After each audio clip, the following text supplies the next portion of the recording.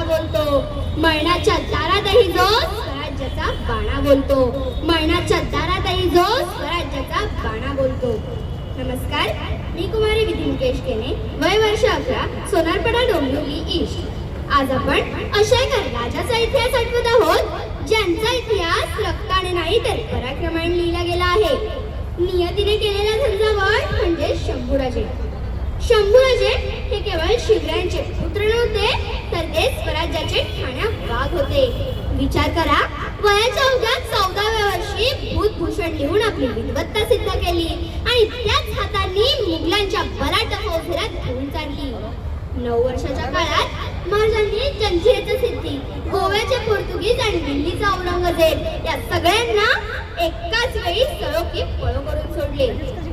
अहो, जन्मापासून ते शेवटच्या श्वासापर्यंत त्यांच्यावर जेवढे वाईट प्रसंग आले ना तेवढे कधीही आणि कुणावरही आले नसतील. तरीही आपत्तीचं समयी सावरायचे कसे, दृष्ट शत्रूला हरवायचे कसे याचे आदर्श व्यवस्थापन छत्रपती संभाजी महाराजांमध्ये दिसून येते.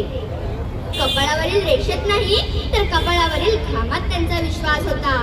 परिणामी त्यांनी स्वराज्य केवळ टिकवलेच नाही तर कित्येक पटीने वाढवलेही आहे. स्वराज्यासाठी त्यांचा देह चंदनाप्रमाणे झिजला आणि म्हणूनच आज तुमचा आमचा देव देवाऱ्यात सजला. मित्रांनो, छत्रपती संभाजी महाराज हे केवळ एक व्यक्ती नव्हते तर ते एक विचार होते. त्यांच्या बलिदानाने संपूर्ण महाराष्ट्र पेटून उठला आणि त्याच औरंगजेबाचे स्वप्न याच मातीत दफन झाले. आज खरंच आदर्श घ्यावासा वाटतो तो 29 वर्षाच्या त्या स्फोटक, ओजस्वी, तेजस्वी अशा योद्धांचा, ज्यांच्या अंगाची कातडी मुघलांनी सोडली, ज्यांचे डोळे काढले गेले, ज्यांची जीभ छाटली गेली, तरी मरतानाही छत्रपती संभाजी महाराजांनी औरंगजेबाच्या डोळ्यात डोळे घालून सांगितले, 100 जन्म मिळाले तरी स्वराज्य आणि धर्म सोडणार नाही. कारण छत्रपती संभाजी महाराज हे केवळ एक व्यक्ती नव्हते तर ते ऊर्जा होते, सळसळत्या रक्ताचा धगधगता अंगार होते, बहुजनांची जाग तर अन्यायाविरुद्धची आग होते.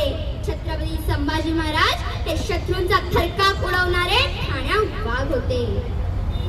इतिहासाच्या पानावर नाव कोरणारे खूप आहेत, पण रक्ताने इतिहास लिहिणारे फक्त आणि फक्त छत्रपती संभाजी महाराजच होते. मित्रांनो, छत्रपती संभाजी महाराज हे केवळ इतिहास वाचण्यासाठी नसून त्यांचे विचार, शौर्य, स्वाभिमान काळजात कोरण्यासाठी आहेत. आज आपण ताठ मानेने चालत आहोत ते फक्त आणि फक्त छत्रपती संभाजी महाराजांच्या बलिदानामुळेच. शिवराय स्वराज्याची तळमळ तर शंभूराजा साम्राज्याची धडपड होती. शिवराय एक लहर तर शंभूराजे सुनामी होते. शिवराय वादळ तर शंभूराजे चक्री वादळ होते. आणि म्हणूनच बंद फितुरी करणारा व स्वराज्य कार्यात अडथळा आणणारा, मग तो कुणी का असेना, त्याचे हात पायच काय तर त्याला शील कलम करण्यास, त्याला हत्तीच्या पायाखाली देण्यास व त्याचा कडे लोट करण्यास शंभूराजे कधी कचरले नाही.